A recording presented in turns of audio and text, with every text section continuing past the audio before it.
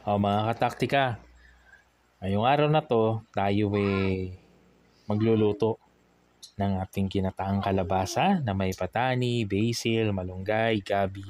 Lalagay tayo ng piniritong isda.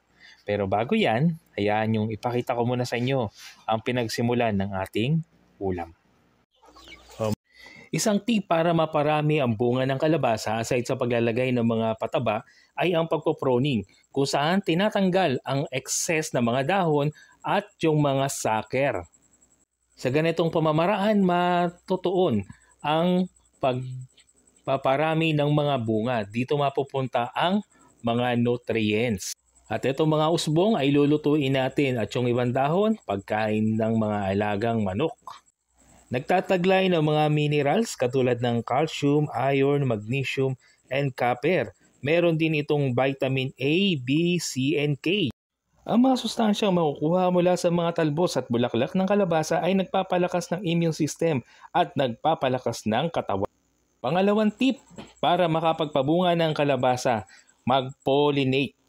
Yan mga kataktika, i-pollinate natin yung mga bulaklak ng kalabasa. Kasi kung hindi natin ipopollinate, baka hindi siya mamunga. Kaya sayang ang inyong mga lalagay na fertilizer kung hindi nyo ipopollinate ang inyong mga tanim na kalabasa. Gawin ang pag-pollinate early morning, kung saan hindi pa nakikita ng insekto ang mga bulaklak ng kalabasa. Yan. So mga kataktika, ganyan lang ang ating gagawin. I-hand pollinate natin yan at masasabi ko sa inyo, mataas na porsyento na magtutuloy ang bunga ng inyong kalabasa. At syempre, aside dyan, ay isang tip dyan. Siguraduhin may sapat na dami ng tubig at sikat ng araw ang inyong mga tanim na kalabasa. Dahil matakaw sa tubig yan at kailangan din nila ng nutrients galing sa araw. Kung saan nakakagawa sila ng pagkain para sa mga bunga. Sa ganitong pamamaraan, makakasiguro tayo na mapaparami ang bunga ng ating tanim na kalabasa. O yan mga kataktika. So walang tapon. So habang iniintay natin yung bunga ng kalabasa para magulay, yung mga saker o yung usbong o yung mga bulaklak ay pwede nating lutuin. Ang pangatlong tip para makapagparami ng bunga ng kalabasa, o pwede natin silang i-cover. Yan.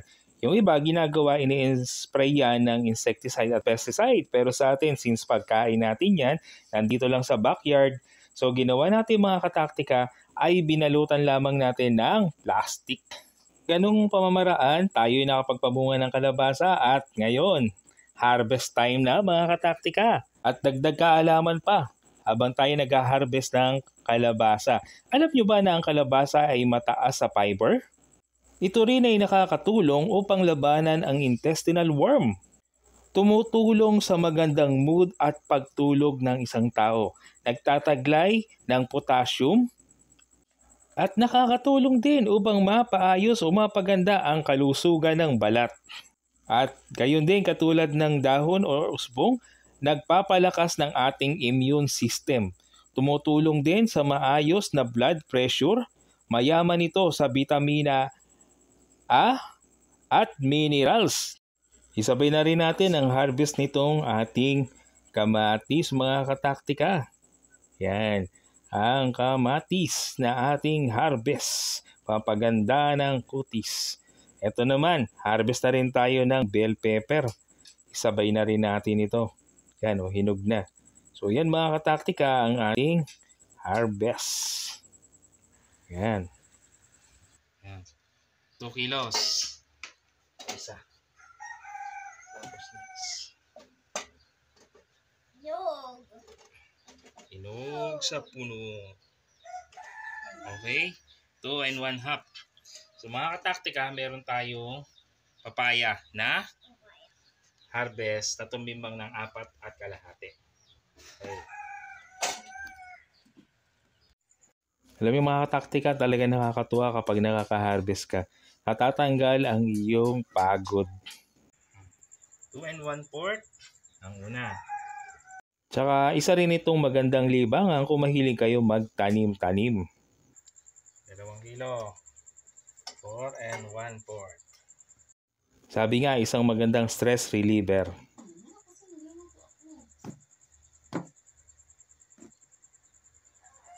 Yan. So, 4 and 1/4 at saka 2 and 3/4. So, meron tayong 7 kilo ng kalabasa mga kataktika. Yun yung na-harvest natin. 7 kilo ng kalabasa at 4 kilo at kalahati ng ating papaya. Okay? Ito, hindi natin titimbangin. Konti na lang naman yan. Yan mga kataktika. Don't forget to like, share, and subscribe mga kataktika. Ang ating today's harvest mga kataktika. Ayan. 7 kilo ng kalabasa, 4 na kilo at kalahati ng papaya. Ayan. Ating kamatis at bell pepper. Mga kataktika, manguha na tayo ng malunggay, ang kilalang superfoods na maraming minerals at vitamins na ibinibigay sa ating katawan para sa isang malusog na pamumuhay. Mga kataktika, lagyan na rin natin ang basil dahil ang basil ay kilala na nakaka-regulate ng blood sugar. Ayon sa prevent heart disease, reduce inflammation, and protection against infection. Kaya basil pa more. Mga kataktika, samahan na rin natin itong sibuyas dahon. Lalagay natin sa ating ginataang kalabasa na may pritong isda. So ito yung nakuha natin dito sa ating bakuran mga kataktika. Pritong isda na mayaman sa omega-3 at fatty acid. Dito rin kataktika sa likod, meron na ng bunga yung ating kalabasa. Yan. At luto na ang ating pritong isda. Mga kataktika, lagyan na rin natin ng gabi dahil ang gabi ay nakakatulong sa pagkontrol ng blood pressure. Nakakatulong din sa pag-iwas sa heart disease. At ito na yung harvest natin na kalabasa. Muli, tumutulong na malabanan ang inflammation. Nagtataglay ng mainam na source ng zinc. At ito yung ilalahok natin. Yan yung malunggay, basil, yan mga kataktika, yung sibuyas dahon. Mga kataktika, ito na yung ating sasawag sa ating ginataang kalabasa na may gabi. Lagyan natin ng patani, yan, basil, sibuyas dahon, malunggay. Ayan mga kataktika, ready na natin. Mag-isa na ng sibuyas na mabisa para sa puso. Mga kataktika, lagay na natin yung ating hinarvest na kalabasa. Kasama na rin yung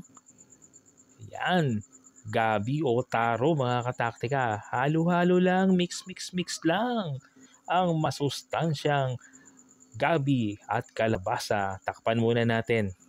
Isa pang masustansya ang patani mga kataktika. At habang tayo'y nagigisa ng kalabasa, gupit-gupitin natin ang hinarvest na sibuyas dahon. Habang yan ay pinapakulo natin, trivia lang mga kataktika. Alam nyo ba na ang coconut milk ay nakakatulong sa pag-prevent ng heart disease?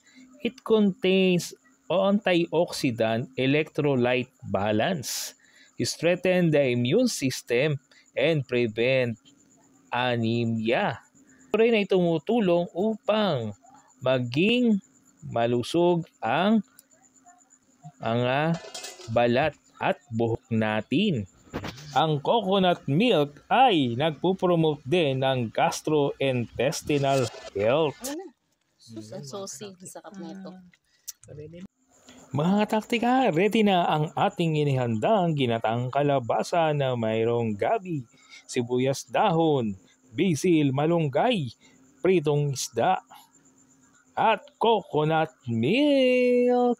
Mga kataktika, ano pa nga ba kung hindi kainan na?